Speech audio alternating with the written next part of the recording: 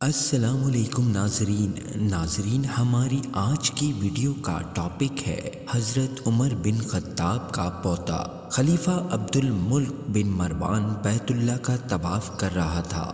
اس کی نظر ایک نوجوان پر پڑی جس کا چہرہ بہت پروقار تھا مگر وہ لباس سے مسکین لگ رہا تھا۔ خلیفہ عبد الملک نے پوچھا، یہ نوجوان کون ہے؟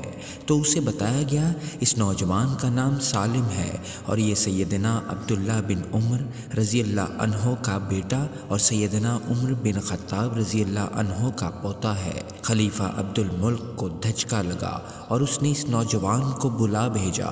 خلیفہ عبد الملک نے پوچھا کہ بیٹا، میں تمہارے دادا سیدنا عمر فاروق رضی اللہ عنہ کا بڑا مداح ہوں، مجھے تمہاری یہ حالت دیکھ کر بڑا دکھ ہوا ہے۔ مجھے خوشی ہوگی اگر میں تمہارے کچھ کام آ سکوں۔ تم اپنی ضرورت بیان کرو، جو مانگو گے تمہیں دیا جائے گا۔ نوجوان نے جواب دیا، اے امیر المومنین، میں اس وقت اللہ کے گھر بیت اللہ میں ہوں اور مجھے شرم آتی ہے کہ اللہ کے گھر میں بیٹھ کر کسی اور سے کچھ مانگوں۔ خلیفہ عبد الملک نے اس کے پرمتانت چہرے پر نظر دوڑائی اور خاموش ہو گیا۔ خلیفہ نے اپنے غلام سے کہا کہ یہ نوجوان جیسے ہی عبادت سے فارغ ہو کر بیت اللہ سے باہر آئے اسے میرے پاس لے کر آنا۔ سالم بن عبداللہ بن عمر جیسے ہی فارغ ہو کر حرم کعبہ سے باہر نکلے تو غلام نے ان سے کہا کہ امیر المومنین نے آپ کو یاد کیا ہے۔ سالم بن عبداللہ خلیفہ کے پاس پہنچے۔ خلیفہ عبد الملک نے کہا، نوجوان، اب تو تم بیت اللہ میں نہیں ہو، اب اپنی حاجت بیان کرو، میرا دل چاہتا ہے کہ میں تمہاری کچھ مدد کروں۔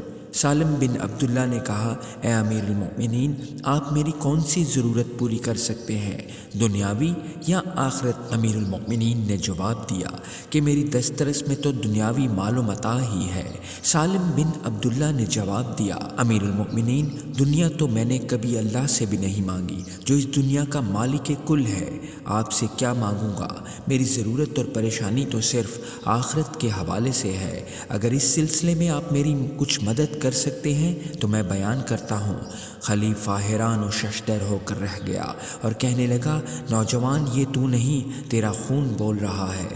خلیفہ عبد الملک کو حیران و ششدر چھوڑ کر سالم بن عبداللہ علیہ رحمۃ اللہ وہاں سے نکلے اور حرم سے ملحقہ گلی میں داخل ہوئے اور نظروں سے اوجھل ہو گئے۔ یوں ایک نوجوان حاکم وقت کو آخرت کی تیاری کا بہت اچھا سبق دے گیا۔